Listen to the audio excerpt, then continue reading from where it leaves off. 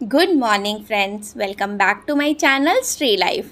शिवा को मैंने रेडी कर दिया है और ये अपने पापा का वेट कर रहा है। सुबह एक्चुअली इसके फादर जिम जाते हैं, तो वही ये मेरे से पूछ रहा था कि पापा कहाँ गए हैं। तो मैंने बता दिया, जनरली वो आ जाते हैं टाइम से, बट आज थोड़ा सा लेट हो गया।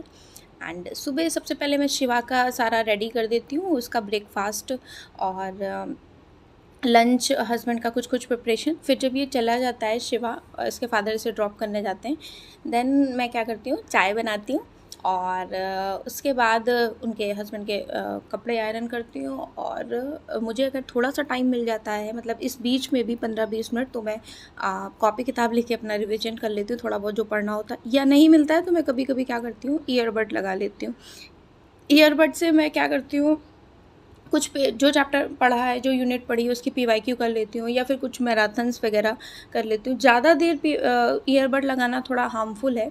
मैं उस बीच बहुत यूज़ कर रही थी, इसलिए आधा घंटा 1 घंटा तो ठीक है पूरे दिन में। ज़्यादा फिर उस दिन ही मैंने पेपर में पढ़ा है, तब से मैं डर गई हूँ कि मतलब बहरेपन का शिकार हो रहे हैं इस वजह से ना। आज मैं आपसे एक टॉपिक पे डिस्कशन करने वाली हूँ कि ये आप मेरे जैसे आप भी हाउसवाइफ हैं, तभी आप इस चैनल को देख रहे हैं, या फिर आप एक एस्पिरेंट भी हो सकते हैं, क्योंकि मैं सीटेट की क्लास या सीटेट का भी पहले स्टार्ट किया था, या बीच बीच में वो भी मैं करती रहती हूँ। ठीक है, तो मेरे दिमाग में भी यही आता है, एस्पिरेंट हैं आप अगर, तो शेड्यूल क्या होना चाहिए पढ़ाई का, है ना। बेसिकली इसमें प्रॉब्लम आती है जो हाउसवाइफ्स हैं उनके लिए प्रॉब्लम आती है। भाई जो लाइक अनमैरिड हैं या जो अपने घर पे हैं, जो बॉयज़ हैं, उनके लिए फिर ठीक है, उनको टाइम मिल जाता है, नो डाउट, आप सभी को पता होगा। बट जो हाउसवाइफ हैं, जिनके पास बच्चे हैं, घर की सारी रिस्पॉन्सिबिलिटी, मतलब एक भी सामान इधर से उधर हो गया तो उन्हें ही रखना है, ठीक है, ये वाली सिचुएशन है, तो उनको प्रॉब्लम आती है टाइम मैनेज करने में। देखिए मेरे साथ भी ये प्रॉब्लम है, मुझे भी प्रॉब्लम आ रही है। अब मुझे ये वाला एग्ज़ाम देना है, 1 महीने ही मेरे पास बचे हैं, ठीक है, मुझे रिवीजन करके देना। अब ये लगा लीजिए, मैंने एक एक यूनिट पेपर 1 पेपर 2 की उठाई थी, और अभी तक मैं कंप्लीट नहीं कर पाई 10 दिन से, ठीक है, क्योंकि 4-5 घंटे मिनिमम पढूँ तो हो जाए, बट 3 घंटे 3.5 घंटे बहुत स्ट्रेच करती हूँ, तब हो पाता है, क्योंकि मैं शिवा को लेने लाने भी जाती हूँ। अभी देखिए मैंने ईयरबड लगाया है, इससे मैं कुछ PYQ सॉल्व कर रही हूँ, ठीक है। तो हाँ, बात ये है कि शेड्यूल, देखिए शेड्यूल में ज़रूरी नहीं है कि मॉर्निंग में उठें, ज़रूरी नहीं है कि नाइट में पढ़ें, ठीक है, कुछ भी ऐसा कहीं कुछ ज़रूरी नहीं। ज़रूरी बस इतना है कि एक टाइम होना चाहिए। जैसे मैंने फ़िक्स कर लिया है कि 9:30 बजे हस्बैंड जाएंगे, तो 9:40 तक, 9:45 तक, एनी हाउ 9:40 तक मुझे बैठ जाना है। उस उतने टाइम से 11 बजे तक बिल्कुल फुल कंसंट्रेशन, क्योंकि उस टाइम मेरे पास कोई भी नहीं होगा, ठीक है। वो टाइम मुझे बहुत अच्छे से यूटिलाइज़ करना है, ये एक टाइम फिक्स हो। या मॉर्निंग में अभी मेरा हो ही नहीं पा रहा, बन नहीं पा रहा है, वरना मॉर्निंग में 5 से 7 इस टाइम से कुछ आपको रेगुलरिटी टाइम में लानी होगी, कि उस टाइम, मान लीजिए आप दोपहर में पढ़ते हैं या इवनिंग में पढ़ते हैं। अभी मेरा जनरली ये टाइम चल रहा है मॉर्निंग का, और इवनिंग का चल रहा है 5 से 7 या 7:30 या 8 तक। शिवा को भी उसी में पढ़ाती रहती हूँ, ठीक है। उसका भी होमवर्क वगैरह कराना होता है, क्योंकि उसको भी अगर घर पे नहीं मैं ध्यान दूंगी तो फिर क्या ही फ़ायदा पढ़ाने से। मतलब स्कूल जाता है, लेकिन अगर टीचर भी है, एक बच्चे को कितने सारे बच्चे होते हैं, कैसे मैनेज करेगी, तो घर पे भी पढ़ना बहुत ज़रूरी होता है। तो बस ये है कि कंटिन्यूटी, रेगुलरिटी, कंसिस्टेंसी, ये सब चीज़ें बहुत होनी चाहिए। कंटिन्यू आप काम कर रहे हो या फिर रेगुलर कर रहे हो, कंसिस्टेंसी, ये सब एक ही बात है कुल मिला के, कि आपको कंसिस्टेंट रहना है, कि उस टाइम पे आपको पढ़ना ही पढ़ना है, ठीक है, वो टाइम कहीं और नहीं डिवोट करना है। ये बात है, शेड्यूल ऐसा होना चाहिए ना। एक चीज़ और मैंने पढ़ी थी विकास दिव्य कीर्ति सर की, तो वो भी मैं आपसे शेयर करना चाहूँगी। तो सर ने ऐसा बोला है कि जैसे मान लीजिए हम जो पढ़ते हैं, आपके पास अगर टाइम है तो आप इसे ज़रूर फॉलो करिएगा। मेरे पास भी जब अगर टाइम हो तो मैं इसे फॉलो करूँगी। अभी 1 महीने के लिए मैं गई थी अपने घर पे, तो मैंने समझिए 1 महीने में मैंने 3-4 महीने का सिलेबस पूरा कंप्लीट कर लिया था। कैसे कर लिया था, देखिए उन्होंने बोला जैसे आज आपने जो पढ़ा है ना, रात तक या कल तक उसी दिन उसका रिवीजन हो जाना चाहिए सोने से पहले, ठीक है।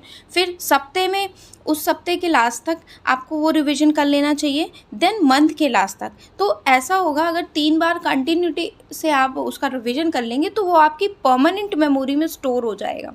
ये विकास दिव्य कीर्ति सर ने बताया, और ये बात सच भी है, मैंने भी ऐसा करा था। तो मुझे भी बहुत ज़्यादा बेनिफिट मिला था, क्योंकि मेरे पास वहाँ पे 5 से 6 घंटे, 7 घंटे, 8 घंटे जितना भी पढ़ो टाइम मिल जाता था, ठीक है। यहाँ पे सारी रिस्पॉन्सिबिलिटी तो इतना टाइम मिलता नहीं, बहुत ज़्यादा स्ट्रेच करती हूँ तो 4 घंटे मुझे मिल पाते हैं या 4.5 घंटे, है ना, इस तरह से अभी ऐसा हो रहा है, ठीक है। और यही एक शेड्यूल मुझे डिस्कस करना था आपके साथ। आप जितनी भी हाउसवाइफ हैं आपके लिए यूज़फुल बेनिफिशियल हो सकता है। और किसी ने पूछा था आप अभी कौन से एग्ज़ाम की प्रिपरेशन कर रहे हो, तो देखिए मैं बेसिकली तो यूपी सुपर टेट टारगेट है, केवीएस पीआरटी है, डीएसएसबी पीआरटी है, बट अभी वैकेंसीज़ का मुझे कुछ पता नहीं था, तो मैंने सडनली क्या किया, 1 महीना जब बचा था, फॉर्म आए थे एनटीए नेट जेआरएफ के, तो मुझे करना था जेआरएफ का, ठीक है, तो मैंने भर दिया था। अब भर दिया था, एक बार एग्जामिनेशन दिया था, मैंने सोचा था 1 महीने पढ़ लूँगी, अभी कोई वैकेंसी उधर है नहीं, तो वो एग्ज़ाम हुआ था, फिर वो कंडक्ट मतलब दोबारा एग्ज़ाम होगा, कुछ उसमें इश्यूज़ हो गए थे, तो वही अब जब एक बार एग्ज़ाम दे दिया तो रिवीजन करके अभी फिर से है अगस्त में, तो मुझे वो एग्ज़ाम देना है। देन उसके बाद मेरा गोल तो यही है कि एक मतलब अभी आपके पास जितना टाइम हो ना उस हिसाब से काम करना मुझे अच्छा लगता है, मतलब मुझे लगता है बेनिफिशियल है मेरे लिए। तो उसके बाद मैं डीएसएसबी पीआरटी, जस्ट अगस्त के बाद केवीएस पीआरटी और यूपी सुपर टेट पे अच्छे से जम के फिक्स अच्छे से पढ़ना शुरू कर दूँगी, क्योंकि इसमें भी मैथ्स है, रीजनिंग है, ये सब मुझे प्रैक्टिस मांगता है, करनी पड़ेगी प्रैक्टिस। क्योंकि मेरी कमी ये है कि मैं ऐसे बना लेती हूँ एग्जामिनेशन में, पता नहीं क्यों डीआई वाले क्वेश्चन, एमआर वाले फिर भी बन जाते हैं मैथ्स के, डीआई वाले क्वेश्चन फिर नहीं बन पाते हैं, समझ में ही नहीं आता कहाँ से क्या स्टार्ट करूँ। नाउ अभी ये इवनिंग का टाइम हुआ, जैसे मैंने बताया ना, मैंने फ़िक्स कर लिया, अभी ये इवनिंग का टाइम हुआ, 5 बजा है और 5 बजे से 7 बजे तक पढ़ूंगी, तो अभी कुल मिला के ऐसे ही 4 घंटे की हो पा रही है, बट 4 घंटे इनफ नहीं है एक बड़े एग्ज़ाम को अगर आप टारगेट कर रहे हैं, इतनी मेरिट जा रही है। सो यही कुछ मोटिवेशनल बातें थी अच्छी सी जो मैंने आपके साथ शेयर करना चाहा। और मॉर्निंग में कोशिश करूँगी कि मैं अब व्लॉग इसी टाइम डाला करूँ, 11:30 से 12 बजे तक, 11 से 12 के बीच में, ठीक है।